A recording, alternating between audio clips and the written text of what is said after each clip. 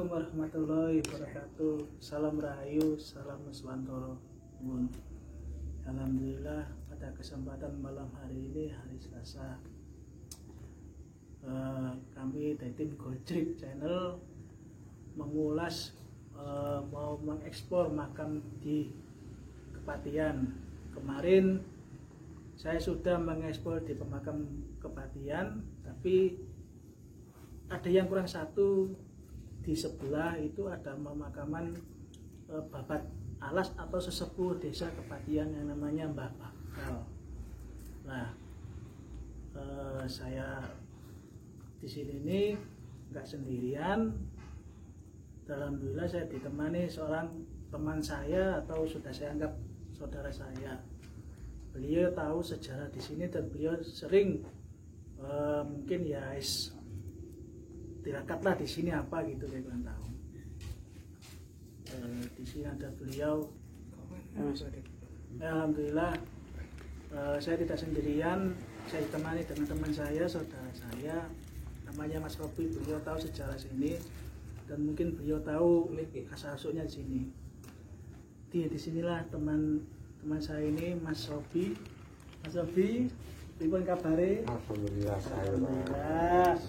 Ya, ini sederek bikin Mas Robi, beliau yang tahu sana apa tentang sejarahnya di sini. Cuma nggak seberapa 100% mungkin beliau Mas Robi tahulah sedikit-sedikit ceritanya beliau. Mas mau tanya nih untuk tanggal nih. Ya. Kemarin kan pas waktu ngevlog saya ini kan sudah pertama kali pas ngevlog makam Tiana jadi satu niki. Mbak Paten, Mbak Zakayona sama Mbak Putri gitu. Dan jenengan ngasih tahu sejarahnya beliau-beliau di sini. Tapi pas waktu mau pulang, jenengan bilang ada makam satu sesepuh di sini. Ya. Ternyata di sebelah Mbak Bangkalan.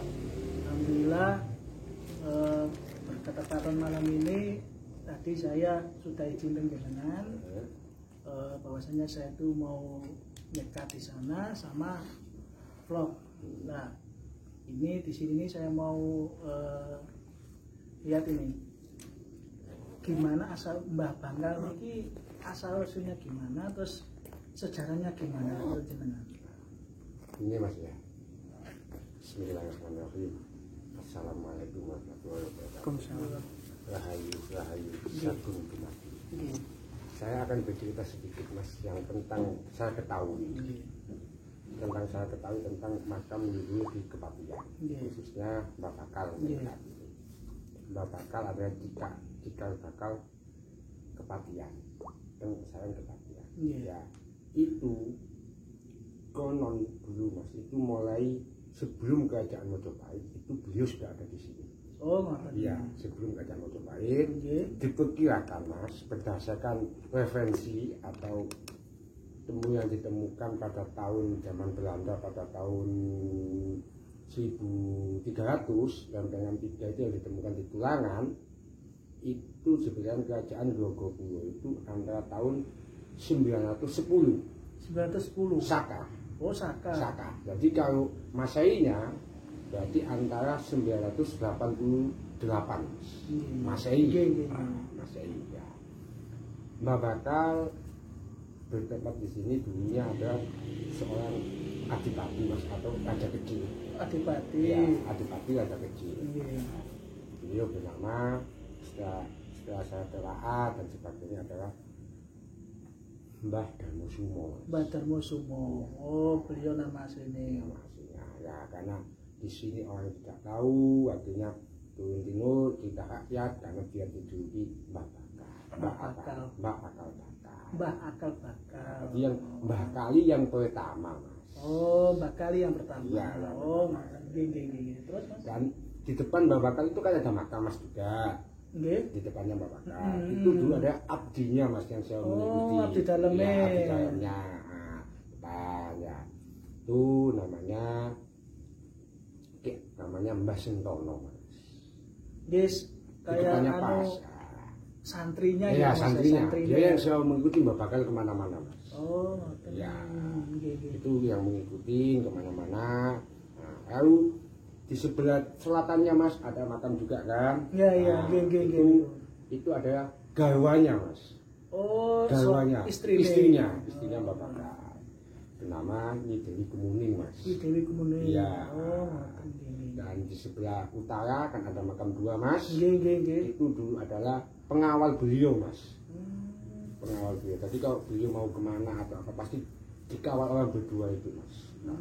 Dan itu namanya Sabdo Kuno Sabdo Geni Mas. Jadi berdasar satu yang kita hikayat itu menyatakan seperti itu Mas. Dan itu yang saya ketahui berdasarkan maupun lewat spiritual atau lewat kenyataan yang saya pelajari dari referensi yang saya tahu, dan itu bukunya ada Mas. Oh, ada, itu tercatat di Museum Nasional Mas. Oh, iya. Jadi kalau masyarakat ingin mengetahui apa-apa bisa mencari referensi di sana Mas. Dan tulis ada. Iya Mas ya. Oh gitu. Makanya Mas saya lihat itu makamnya itu kayak kelihatan suatu keluarga tuh gimana gitu loh. Soalnya kan saya nggak tahu namanya. Itu saya makamnya itu banyak gitu loh Mas itu. Iya. Gitu. Karena makamnya banyak dan semuanya nggak ada catatan pada waktu itu kan kita hanya bisa orang-orang kan meneka-neka orang zaman-zaman dulu itu kan Mas. Karena zaman dulu kan catatan itu kan juga langka kan, nggak seperti zaman sekarang kan ngoten. Jadi cuplikan itu ada Mas, dan itu juga diakui waktu zaman Belanda, waktu melakukan penelitian antara Raffles dulu atau berapa itu melakukan penelitian, memang ada kerajaan Sugayo itu ada Mas. Kerajaan Sugayo. Iya Sugayo, atau yang dulu keratonnya ibu kotanya Grogopulo. Nah, itu Mas. Nah, tahun segitu makanya Empu Sendok bisa, sebelum ada Empu Sendok kerajaan ini sudah ada. Cuma kerajaan alit gitu. Kerajaan alit. Cuma budayanya Mas diikutin banyak. Oh budaya. Iya budaya kerajaan ini diikutin mulai dari Surabaya, Pasuruan, Mojokerto, ya. Dulu diikutin Mas. Nah, gitu. Iya Mas. Oh ngoten nggih. Berarti termasuk tua banget Mas Mbak Bakal ya. Tua banget Mas. Tua banget soal kalau menurut prediksi saya sendiri itu sangat tua Mas. Sangat tua.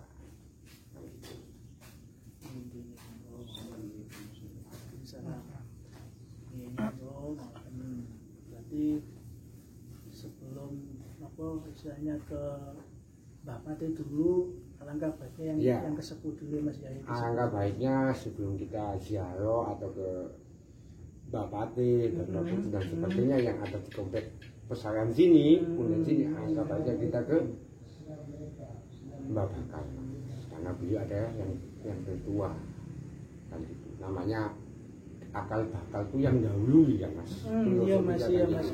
Filosofinya gitu memang gitu. Oh gitu Mas ya, iya Mas. Cuma kan Sawono sudah mengikuti itu, jadi gerak-gerak kerajaannya kan sudah dihilangkan Mas. Biar orang tidak tahu, makanya di dulu di sini Mbak Bakal gitu Mas. Dan sampai bahkan anak putunya yang untuk saat ini banyak yang tidak tahu apakah betul namanya itu kan gitu kan ya. Gitu. Jadi hanya tahunya Mbak Bakal gitu aja secara kayak umum Mbak Bakal. Iya Mas. Tapi Mas untuk desa-desa sini Mbak Bakal ini pernah nggak dibuat kayak umpamanya sini ada acara selamatan ruah desa atau wayang, Mbak Bakal ini pernah nggak maksudnya kayak di yang paling penting di desa sini? Ya selalu Mas. Setiap ada hajatan atau apa? Ada hajatan atau apa atau hajatan luar desa, lalu keleman, itu selalu ke sini. Misal ke Mbak Bakal. Iya, saya Mbak Bakal dan Mbak Batis, dan yang pertama pasti sowan teng Mbak Bakal. Oh, ngoten. Iya. Lalu ada hajatan orang mau nikah, lalu khitanan, nah itu selalu nyetai ke sana, dan lalu di sini ngadakan tasakuhan di pendopo sini. Oh, iya Mas. Jadi Mas ya, di sini nuansanya nuansa budaya kejawaan itu masih ada Mas ya. Iya. Jadi tradisi yang adiluhung masih untuk saat ini kita masih terjaga Mas. Iya benar-benar Mas. Dan sekarang ini kan menginjak zaman modern itu sudah nggak mas emang mas itu. Iya, memang generasi, mohon maaf, generasi milenial sekarang itu kan seakan-akan tradisi Jawa atau kebudayaan yang ada dulu, peninggalan leluhur itu kan dianggap kuno mas. Padahal itu adalah makna dengan penuh syarat dengan makna dan filosofi tentang kehidupan, tentang kerukunan bersosial mas. Jadi kan Pak Leluhur menciptakan, membuat seperti itu kan pasti ada maknanya, kegotong royongannya kan ada. Jadi kita ini hanya tinggal maju. Iya mas. Lain cano bahasa Jawanya itu muri-muri. Nah, muri ya. Memuri. Jadi ben mengumbroko mas. Mengumbroko itu rame. Nah, kan gitu lah. Benar. Ya itu guys, cano sejarahnya asal usulnya Mbak Bakal. Mas Robi ini menceritakan sebisa mungkin. Ya enggak 100% enggak, tapi Mas Robi yes yang bisa sebisanya yang mengenai sejarah. Terus yang satu lagi mas, yang pertama kali saya itu bikin penasaran ya, pertama kali kan sempat saya vlog di sini dan saya tuh kok terengah sama ini loh, kursi belakang ini loh. Oh iya. Nah mikir kursi belakang ini, karena kan, lah ini kursi belakang ini kok saya kan aneh kan mas, pertama kali saya lihat itu tak kira ini kursi-kursi biasa, sederek. Saya kira itu kursi-kursi biasa, ternyata pas saya kesini barusan selesai cerita-cerita ngobrol-ngobrol sama Mas Robi, ternyata ini bukan kursi sembarangan ini. Di sini ada ceritanya, selambunya ini ada ceritanya guys. Nah saya sharing tanya sama Mas Robi, ternyata ini bukan kursi-kursi biasa. Lah menurut jenengan niki sejarah kursi ini kita sepundi mas, kok kursinya, lihat kursinya, kayu-kayunya itu sudah tua sekali terus ada dupa gitu mas. Kan gini mas ya, dulu sewaktu dulu itu kalau ada orang kemanten mas, tahun-tahun dulu itu mereka kemantennya selalu diarak ke sini mas. Oh, habis mereka nyekar tawasul, untuk datang eyang, Mbak Bakal, Mbak Pati, Mbak Putri. Nah, lalu kemanten itu dilenggakan teng mriki mas, didudukkan di sini ya, dilenggakan teng mriki, dan di sini ada sesepuh atau pemangku adat untuk mengujudkan mereka mas. Nah, mengujudkan mereka bahwa mereka berdua telah melakukan ikatan suci dalam kehidupan sehari untuk menempuh kehidupan yang baru, yang akan lebih baik mas. Nah, itu tradisinya seperti itu mas. Makanya selalu dijaga, dan di tengah ada amben tengah, yaitu untuk pesuguhan atau membuat kita penghormatan untuk leluhur yang ada di sini mas. Hanya sebuah penghormatan, simbolnya itu seperti itu mas. Bahwa yang diberi penghormatan mengetahui ini loh anak cucu sampean, ini wis rabi. Nah, gitu. Jadi mereka menyuwun Gusti Kang Maha Kuwasa lewat dengan cara penghormatan seperti itu. Jadi tradisi itu dan tradisi filosofinya untuk kerukunan mas, kan disaksikan orang banyak kan, di sini juga ada tasawuran dan apa, kan itu untuk kerukunan sosial, kan kebudayaannya mas. Namun karena seiring berjalannya waktu mas, gumantinya tahun, gumantinya dino, akhirnya terkikis. Ya, kita juga menyadari ya, seiringnya perkembangan waktu, kita juga menyadari nggak bisa mengelak atau memaksakan, kan gitu. Tradisi memang bagus, tapi kalau memang dianggap itu sudah ketinggalan dan orang zaman saiki menganggap seperti itu ya mau nggak mau ya memang harus agak terlupakan. Cuma minimal masyarakat tuh mengetahui ceritanya minimal, walaupun sudah tidak dilakukan tradisi seperti dulu. Berarti dulu itu termasuk dianggap sakral mas ya mas ya? Sangat sakral. Sangat dihormati. Sangat dihormati. Ya, sangat dihormati. Iya mas. Makanya saya kan lihat dari kursinya loh mas, kursi ini kayunya itu sudah tua gitu. Saya kira kursi ini cuma buat apa ya, untuk para tamu apa gimana gitu. Ternyata menurut jenengan ini apa sejarahnya luar biasa jenengan anu. Oh gitu Mas ya. Oh iya Mas ya. Terus ada lagi Mas? Gak ada, cuma itu aja. Oh gitu ya Mas. Iya Mas. Yes.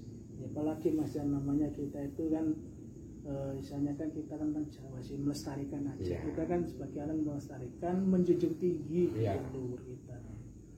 Tapi seiring perkembangan zaman itu gimana Mas ya, zaman ini ya itu. Memang sekarang kan generasi kita ini kan kadang-kadang sulit melupakan. Padahal dulu kita itu sudah membuat peninggalan yang sangat luar biasa. Tinggal kita seakan-akan peninggalan kita ini kuno. Padahal kalau dikaji penuh makna dan filosofi yang sangat dalam, Mas. Makanya kemanten didudukan di sini seakan-akan mereka dikukuhkan menjadi raja, disaksikan orang banyak, bahwa kelak dia akan mampu menjadi suaminya menjadi raja, mengayomi istrinya, kan gitu kan ya, filosofinya seperti itu. Lalu ada tasakuran, seakan-akan dia menyaksikan orang di sini makan kelihatan bahagia, kan gitu. Itu ada filosofinya untuk kehidupan kelak yang akan ditempuh, Mas. Karena kadang-kadang orang tumpeng itu ada yang berebut, Mas, royokan kan, seakan-akan ya. Itu akan menggambarkan seorang raja atau ibu itu akan apa? Membagi cara adil gimana gitu ya, itu maksudnya menunjukkan seperti itu, Mas. Jadi intinya kan gini, anu sedherek. Jadi intinya itu bukannya kita itu misalnya apa ya, percaya pada itu, kita bukan. Cuma kita yang di sini katanya Mas Robi ini filosofinya. Soalnya apa? Mungkin zaman dulu itu para sesepuh atau sepuh itu dulu dianggap sakral.